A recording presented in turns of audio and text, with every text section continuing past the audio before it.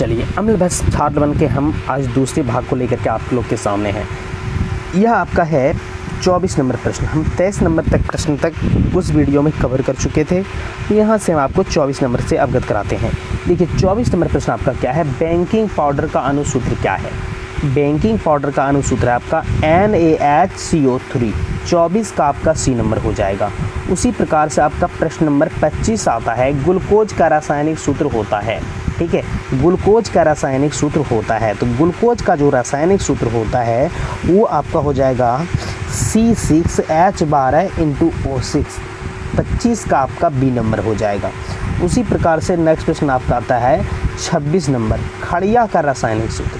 खड़िया का रासायनिक सूत्र क्या है, ठीक है, तो खड़िया का रासायनिक सूत्र है आपका CaCO3। 26 का आपका सी नंबर हो जाएगा। उसी प्रकार से प्रश्न नंबर नेक्स्ट आता है आपका 27 नंबर, व्यंजक चूर्ण का रासायनिक सूत्र है। ठीक है, व्यंजक चूर्ण का रासायनिक सूत्र है, तो ये आपका CaO × Ci2 हो जाएगा। 27 का आपका सी नंबर हो जाएगा।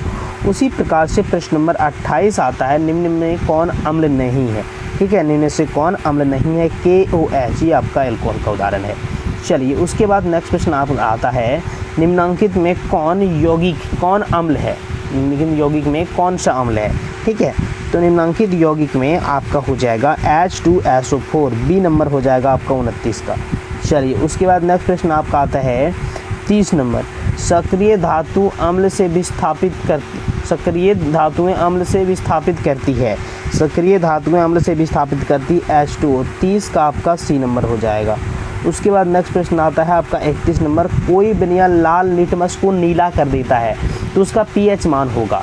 जब लाल लिटमस को नीला कर देता है तो उसका pH मान आपका हो जाएगा 10। 31 का आपका डी हो जाएगा। चलिए उसके बाद नेक्स्ट प्रश्न आता है आपका जल का pH मान कितना होता है। ठीक है, तो जल का pH मान संभवतः आपको याद होगा कि ये आपका 7 होता है।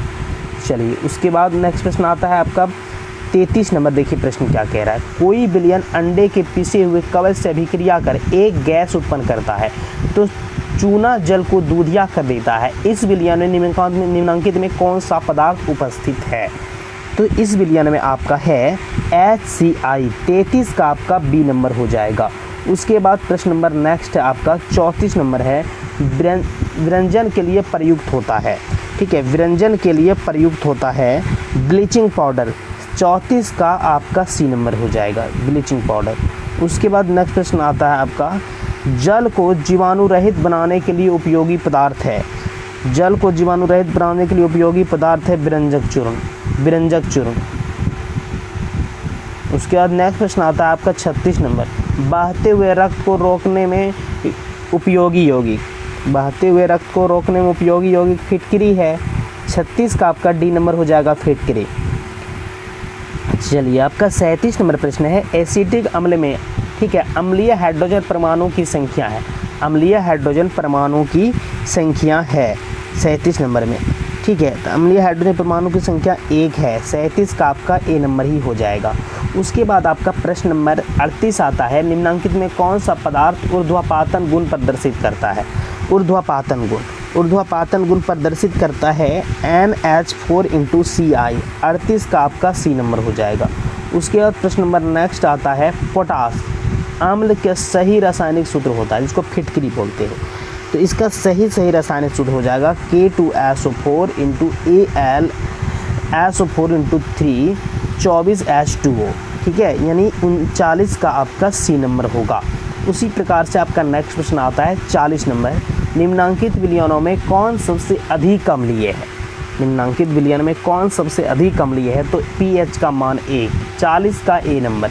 उसी प्रकार से आपका नेक्स्ट प्रश्न आता है 41 नंबर, बहुक्षारक अम्ल के आंशिक उदासीनीकरण से प्राप्त होता है। आंशिक उदासीनीकरण से प्राप्त होता है अम्ल लवण। 41 का आपका ए नंबर हो जाएगा। उसी प्रकार से आपका 42 नंबर प्रश्न आता है, निम्नांकित में कौन क्षारीय ऑक्साइड है। निम्नांकित में से कौन क्षारीय ऑक्साइड है, N2O। 42 का डी हो जाएगा। उसके बाद प्रश्न नंबर नेक्स्ट आता है 43 नंबर, निम्नांकित में कौन अम्लीय ऑक्साइड है। निम्नांकित में कौन अम्लीय, SO2 हो जाएगा। 43 का आपका बी नंबर हो जाएगा। उसी प्रकार से आपका प्रश्न नंबर नेक्स्ट आता है 44, Pb into OH into NO3 किस प्रकार का लवण है?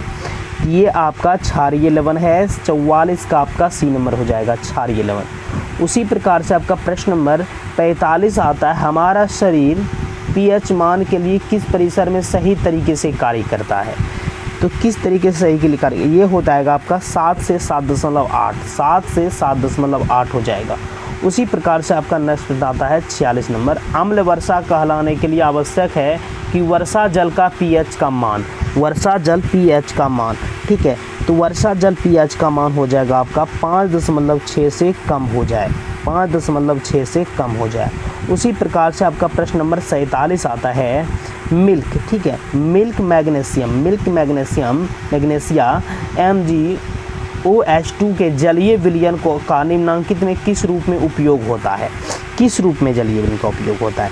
तो ये होता है आपका एंटासिड के रूप में। 47 का आपका ए नंबर हो जाएगा एंटासिड के रूप में। क्लियर? इस प्रकार से आप आराम से बना सकते हो इसमें। किसी भी प्रश्न को पहले